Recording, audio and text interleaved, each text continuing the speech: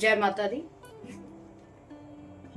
जो हमारी कुंडली होती है, कुंडली में हम अपने ग्रहों की स्थिति को जान सकते हैं कि कौन सा ग्रह कहाँ बैठा है और उसका हमें क्या फल मिल रहा है। पर ये सभी के लिए संभव नहीं है। जो इस ज्योतिष में नॉलेज रखते हैं या जो जिनका इंटरेस्ट है उनको तो वो पहचान सकते हैं कि हमारा कौन सा ग्रह खराब है, कौन से ग्रह का हमें उपाय करना चाहिए और किस ग्रह से हमारे ये दोष दूर हो सकते हैं। पर समस्या किन के लिए होती है? जिनको पता ही नहीं कि कौन से ग्रह की हमें दिक्कत है और जीवन में इतनी परेशानियां हैं कि समझ नहीं आ रहा कि किस ग्रह का क्या उपाय करें, उनकी कैसे आराधना करें, जो हमारा जो जीवन है वो सुचारू रूप से आगे कंटिन्यू हो जाए। तो ये सभी के लिए दिक्कत बहुत बड़ी आ रही है। सबसे पहली बात कि अगर आप कोई भी अपना कुंडली का विश्लेषण करवाना चाहते हो, अपनी कुंडली बनवाना चाहते हो, तो आप कुंडली बनवा सकते हो, संपर्क कर सकते हो। कमेंट में अपना दीजिए कि आपने कुंडली बनवानी है। जो भी हो आप संपर्क करोगे, आपको सारी जानकारी मिल जाएगी। दूसरी बात, पहले तो ये कि कुंडली में कौन सा ग्रह ऊंचा है, कौन सा ग्रह नीचा है, इसको ना देखते हुए मैं आज आपको एक ऐसा उपाय बताने जा रही हूँ कि आपके 9 के 9 ग्रह आपको शुभता देने लग जाएंगे। जो बहुत नेगेटिव चल रहे हैं, अगर वो पॉजिटिव नहीं चलेंगे तो कम से कम आपको नकारात्मक प्रभाव वो नहीं देंगे। यही हमारे लिए सबसे बड़ी बात है। और इस उपाय करने से आपको, आप देखना कि आपके जीवन में जो हलचल है, जो उथल पुथल मची हुई है, वो बड़े आराम से आपको लगेगा कि कुछ शांति हो गई है। तो ग्रहों की शांति, अब हमें हवन नहीं करना आता। कईयों की आर्थिक स्थिति ग्रहों की वजह से, जो हमारे ग्रह चलते हैं, कुछ ना कुछ हमें ऐसी प्रॉब्लम आ जाती है कि हमें पैसों की दिक्कत हो जाती है। तो जब हमारे पास पैसे ना, कम से छोटे हवन भी करने लगो तो उसमें भी 1000, 1500, 2000 तक खर्च पहुंच जाता है, क्योंकि देसी घी भी लगना है और भी होना है। तो कहने का भाव, हर चीज महंगे की ओर चली जाती है। तो हम वहां आकर ऐसे हो जाते हैं भी नहीं, ये ठहर के करवाएंगे। फिर जिस ब्राह्मण को आप बुलाते हो उसको भी दक्षिणा देनी पड़ती है, सब कुछ। आज मैं आपको एक ऐसा उपाय समझ लो, पूजा समझ लो, ऐसी पूजा बताऊंगी कि आप स्वयं अपने ग्रहों के लिए अपनी स्वयं की पूजा करके आप अपने ग्रहों की जो कुदृष्टि है उसको सही दृष्टि, और जो शुभ फल देने वाले हैं उनका और अच्छा फल लेने के लिए, और जो ग्रह आपको खराब कर रहे हैं वो अगर अच्छा फल नहीं देंगे तो कम से कम वो शांत हो जाएंगे। तो आज इस उपाय को आप करके देखना, आपको इसका बहुत विशेष लाभ होने वाला है। मैं वैसे ही नहीं, पूरे तजर्बे के साथ जो भी वीडियो लेकर आती हूँ, जो भी उपाय लेकर आती हूँ, जो भी पूजा लेकर आती हूँ, पूरे ऐसे लेके आती हूँ कि गारंटेड ये काम होगा ही। उसमें क्या होता है कि शर्त ये होती है कि आपकी श्रद्धा होनी चाहिए, सबसे बड़ी शर्त ये है। तो अब आप सामान नोट कीजिए कि आपको क्या क्या चाहिए। आपको एक पीतल की थाली चाहिए, आपको एक पीला वस्त्र चाहिए, कोई 2 मीटर का, जिसके आसन पर आपने बैठना है। अगर आपके पास है तो कोई बात नहीं, पर ऐसे नहीं कि जिसको हम कपड़ा यूज करते हैं वही आप रख लोगे, वो नहीं। कोई नया आसन हो, यहाँ आपके पहले आप जिस आसन पर पूजा करते हो रेड हो तो भी चलेगा। और इसके साथ आपको एक पीला फूल थाली के लिए रखना है। थाली में एक आपने चंदन रखना है उसमें, और एक देसी घी, आपने देसी घी का दीपक बनाकर बीच में रखना है। थाली में आपने ये सामान तैयार कर लेना है। और ये उपाय करना कब है?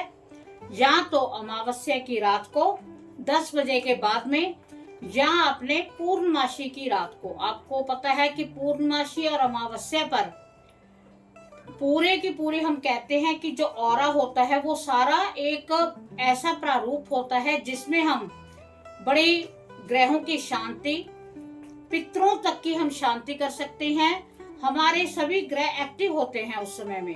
तो आपने, अब हम देखो पूर्णमासी होती है, हम बता देते हैं कि इस दिन आपने खीर बनाकर रखनी है, और उसकी जो विकरणे हैं, उसकी जो किरणें जब खीर पर पड़ेंगी तो उसका क्या प्रभाव होगा कि उसकी आपको सेहत में, आपकी सेहत बहुत अच्छी हो जाएगी अगर उसका प्रसाद रूप खाते हो। तो ये एक बहुत बड़ा औरा है। इन दो उसमें ही करनी है, जैसे अमावस की रात को या पूर्णमासी की रात को। आपने क्या करना है, आपने रात्रि 10 बजे के बाद में आपने खुले स्थान पर जाना है। चाहे तो अपने घर की छत के ऊपर चले जाएं आप, या फिर आप क्या करें, आप अपने आंगन में, खुले आंगन में बैठ के आपने वो जो थाली है उसके ऊपर आपने एक क्या करना है कि एक कागज लेना है आपने, जिसके ऊपर आपने कागज भी प्लेन कागज छोटा सा लेना है, जिसके ऊपर आपने अपना नाम लिखना है। जिसको लगता है कि मेरे ग्रहों की स्थिति इतनी खराब है कि मेरा समय खराब हो रहा है, या जिसके ग्रह बहुत अच्छे हैं और अच्छा करना चाहते हैं वो भी कर सकते हैं।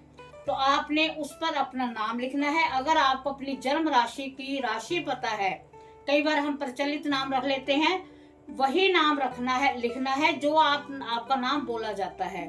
अगर आपको जन्म की राशि का पता है, वो राशि भी साथ में लिख देनी है। जैसे मैं बिंदु हूँ, मैंने अपना नाम लिख दिया बिंदु शर्मा, नीचे राशि मेरी वृषभ ही है, अगर कोई और होती तो मैं वो राशि अपनी लिख देती, है ना।